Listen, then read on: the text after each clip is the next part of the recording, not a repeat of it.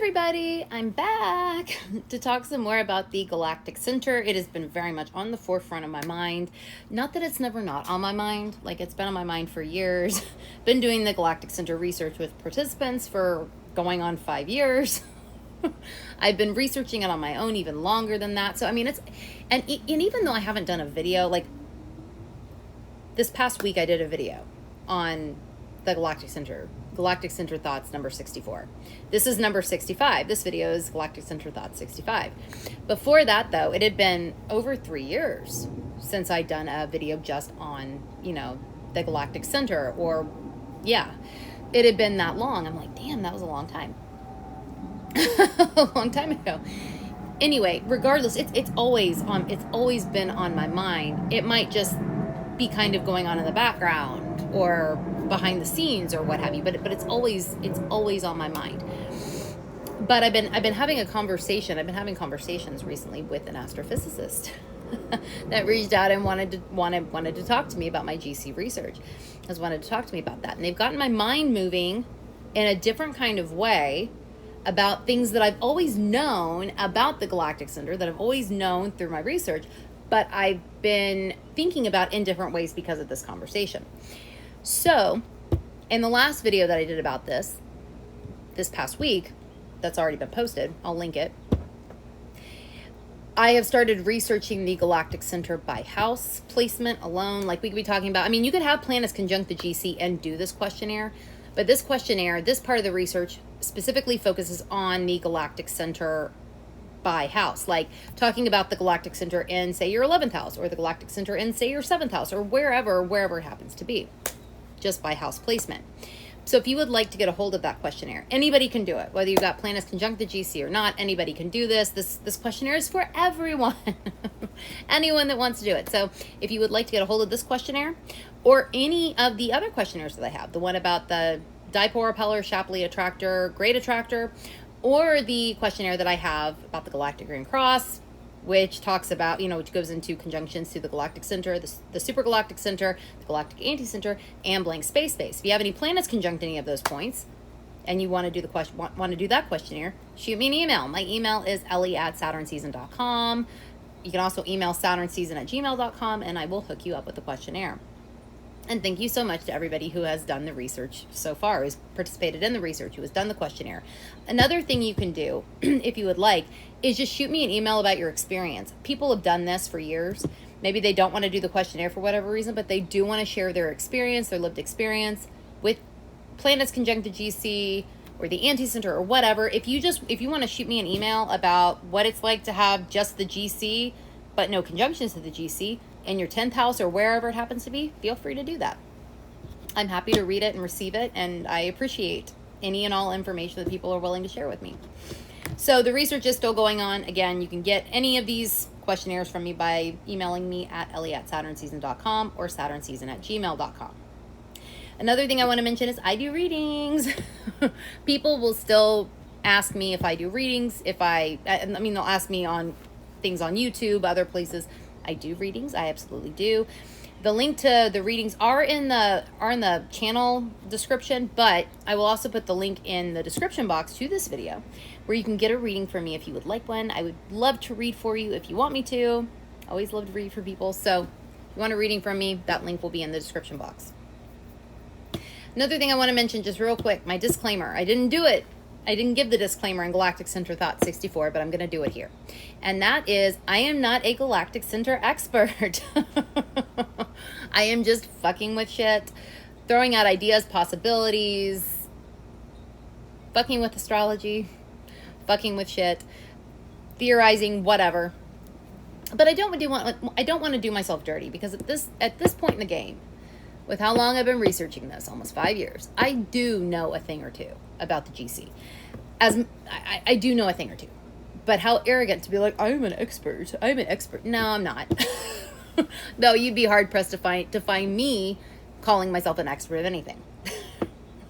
There's always more to learn. There's always more to absorb and to know and all of that. But at this point, I do feel confident in that I know a thing or two about the GC, and at least a thing or two. And these conversations that I've had with with the astrophysicists, gotten those things that I know and understand. I've been thinking about them differently, and it's just been really, really, really cool. So what am I going to be talking about today? Okay, so during that conversation that I've had a few conversations with them, but during this main one that I had, I was asking questions. So I'm going to read from my blog. There's a blog post that accompanies this video. I will link that as well in the description box if you are more of a reader than a watcher, so you can read it. But I'm going to be reading from it because I did do the quotes from what we said in the conversation here. So I have, this was me saying this. What may be the archetype of a black hole if one were to try to assign an archetype or an understanding to it? The astrophysicist answers, I think I know what the answer is. But they took a pause for a second, and then they were like, I think I know what the answer is. And I'm like, what? Like, what? Tell me. And they stop for a second, and then they go, it seems obvious, but it's hidden. And I'm like staring at them like, what? Like, duh. Probably really like, huh? And then they continue on. So from the outside, you cannot know. But once you are in, you have the ultimate truth. It's the same thing to do with all of these things. By all of these things, they meant the galactic points. What they all indicate. The higher self. Okay, so the higher self is something that and this is kind of maybe at some point I'll do a video about like my own beliefs about this stuff. Maybe at some point I will. I don't think I've ever really done that. I've definitely relayed research and things that I found and but like getting even more esoteric, my beliefs about this. But I do think the higher self plays into this for sure. I feel like the Galactic Center and other galactic points could definitely be like a telephone line or a lifeline to the higher self, to one's higher self. And then in another video, maybe at some point I'll talk about what I think that is, what that looks like, all of that. But so we were talking a little bit about this notion of the higher self, right? Before this. But the idea of it being hidden, of the GC being hidden, it was kind of like a duh or what kind of in tandem moment for me, because it's like, well, fucking of course it's hidden. It's a fucking black hole in deep dark space. There's like nothing out there except for this black hole that you can't fucking see, except unless you've got like some, a certain kind of telescope or telescopes, or it's like, duh, hidden. Throughout this research, right, I had my ideas for archetypes, a hypothesis for archetypes originally, and they really have proven to be the case for the most part. People seem to resonate with these, these sort of, the GC has a very Uranian, Neptunian, Plutonian feel to it as an affinity, not just for each of the, like not for those individually, but like bringing them all together into like a blob. a blob of a planet, merging all three of them together, their powers combined, and it's almost like you get something like a black hole, because black holes, they distort and they spiritualize like Neptune. They are extreme, they are intense, they are transformative like Pluto.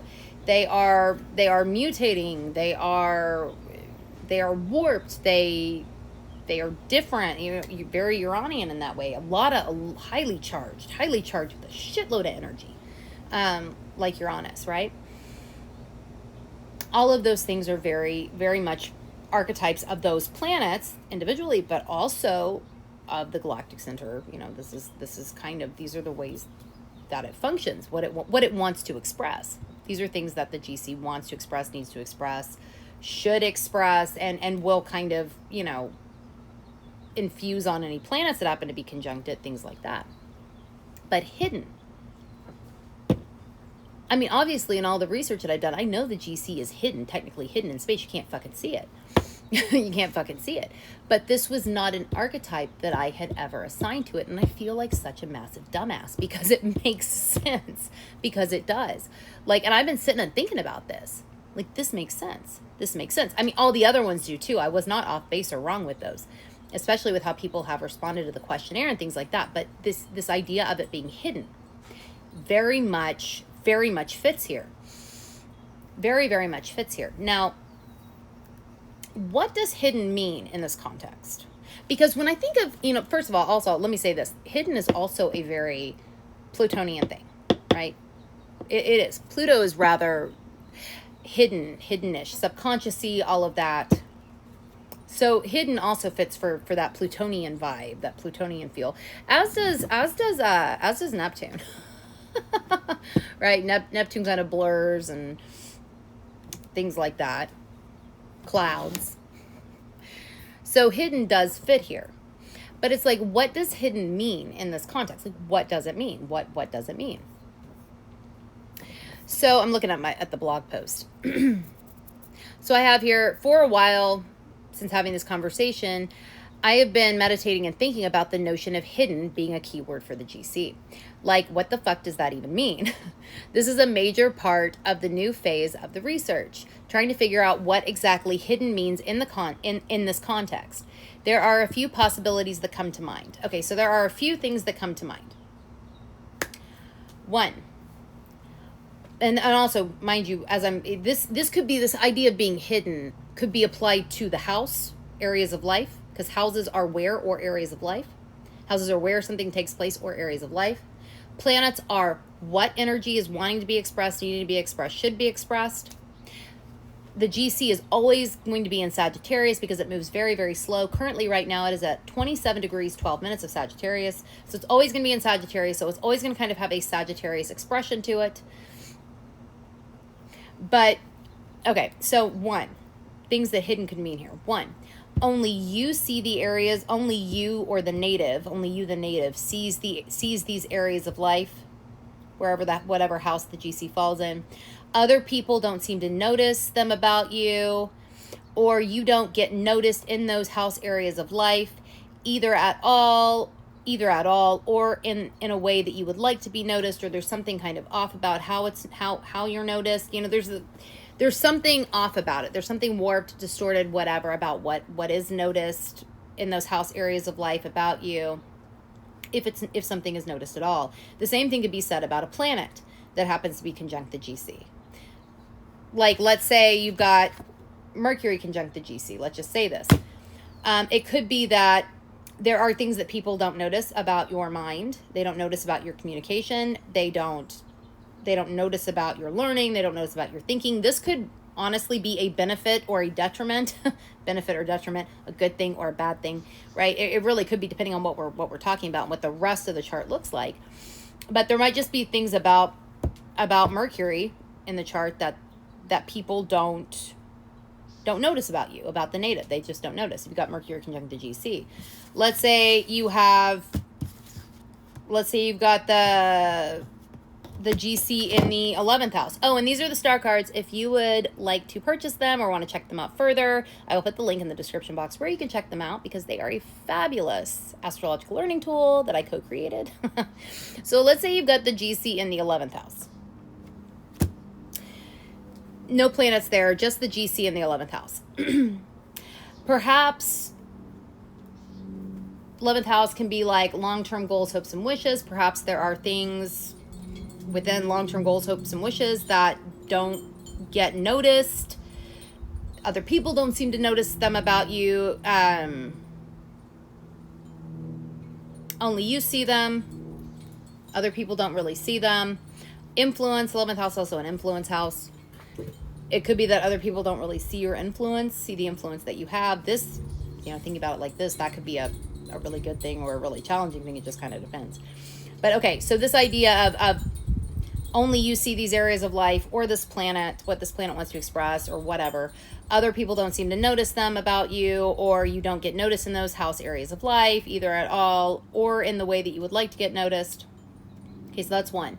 Two, these house areas of life can only be accessed by going inward, not able to be accessed through the external world. The same thing could be said about any planet that happened to be conjunct the GC. Maybe that planetary energy can only really express itself when the person goes inward. Now, this makes sense to me because the GC does seem to have an affinity for retrograde planets. It does seem to throw planets that are conjunct the GC, it does seem to kind of turn them retrograde, right? Obviously, they're still direct in a chart. If you've got a direct planet conjunct the GC, that planet is still direct, but that planet does seem to function more like a retrograde planet. And that is something that I have noticed across the board. I didn't originally theorize that, but when I noticed how people would talk about planets conjunct the GC, planets that they had in the research, they would talk about that planet like a retrograde planet. Like somebody has Venus conjunct the GC. I'm one of those, but there are other ones. They would talk about Venus in their chart like a retrograde Venus. Same thing with people that have like fucking Mercury conjunct the GC in their chart. They would talk about Mercury like a person would with a retrograde Mercury. I'm like, this is really interesting. Makes sense because the GC transforms things. It's so transformative, but really interesting. So then I had the hypothesis that retrograde planets conjunct the GC would turn direct. That actually does not actually appear to be the case. Regardless if the planet in the chart is retrograde or direct, it does seem to function like a retrograde planet. And in a lot of cases, it seems like planets that are retrograde conjunct the GC actually retrograde further, which is interesting, which is an interesting thing to see. So the going inward part, that number 2, these house areas of life can only be accessed by going inward, not able to be accessed through the external world. That does seem to really fit. That seems like there's probably something to that. The third thing, these areas of life by house where the GC falls may actually be somewhat hidden or obscured from the native. Now, this isn't like hidden, like secretive. Again, it's not like hidden or secretive. But there is something like hidden about it. Like, I don't know. Let's say again, you got the GC in the 11th house. It could be that your influence really is kind of hidden to you. You're not, you the native, the person with the GC in the 11th house, you're not seeing this. You're not seeing the influence that you actually do have. You're not seeing the friends that you actually have. Or in some cases, maybe the friends that you don't have, right? That's also possible. It really depends on the chart. But there might really be something kind of hidden away about that house area, those house areas of life. Same thing with any planets there. What that planet wants to express, there really might be something hidden about it. There really might be something hidden or obscured about it. That can only be seen, like how the GC can only be seen with like certain sorts of telescopes or whatever, can only be seen maybe under certain transits or certain solar arcs or certain people in synastry light it up. I don't know about that yet, but it seems possible that, certain things might, if it is in fact hidden to the person, it might be certain things that kind of bring it out and make it not hidden anymore to the person. But I also think that regardless of where the GC falls in the chart, if things are hidden to the native, they are probably there's probably always more to understand. Always more to understand, always more to learn, like in a higher learning sort of way, right? The GC isn't Sagittarius. Higher learning, knowledge, higher knowledge, understanding, assimilating information, all of these kinds of things. Now, also, I feel like the GC, onto what the astrophysicist said about the higher self at the end of what they said. So from the outside, you cannot know, but once you're in, you have the ultimate truth. It's the same thing. It's the same thing to do with all of these things, the galactic points, what they all indicate, the higher self. Okay, so it might be, if we're thinking about it by house placement, maybe it is, taking any conjunctions out of the equation for a second, but let's say you got the GC in the second house. No conjunctions, just a GC in the second house. Maybe it is through self-worth and self-value, through having that. They're going inward and finding that. Since the second house is values and self-worth, self-value. Maybe that is how you get in touch with the higher self. Maybe that is a big piece of getting in touch with the higher self. In the case of the 11th house, GC in the 11th house, maybe it is long-term goals, hopes and wishes that help you to, when you go inward to figure out what those are for yourself, to understand what those are. That's how you get in touch with the higher self. That seems possible. Sharing experiences might also be another way. that you tap into the higher self, that the higher self is kind of activated. That seems possible too. Because it kind of seems like, you know, any planets conjunct the GC could totally be a way to, you know, what those planets want to express, going inward to figure that out could definitely be a way to tap into the higher self. But those areas of life, right? Like even if you don't have any planets conjunct the GC, just those areas of life, they might be areas of life or where one can tap into the higher self best. As long as it's not totally hidden, right? Totally hidden. But it's like going inward, you go inward, figure that out.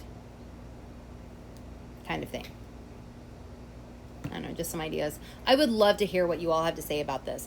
If you want the questionnaire, shoot me an email, ellie@saturnseason.com or saturnseason@gmail.com. Also feel free just to share your experiences with me if you want to. They do stay, everything stays private. I don't share this shit with anybody. It does stay private, just between me and you, unless you give me the okay to talk about it somewhere. It does stay between just you and I. If you want to, also another thing, if you don't feel like doing any of that, but you want to leave some comments about, I would love to read your comments about how you feel about the GC just by itself in your chart, how you think that idea of hidden might manifest, or maybe you don't think it does at all. I would love to hear what you have to say about that, what y'all have to say about that. But I'm going to go ahead and head off. But I will see you all later.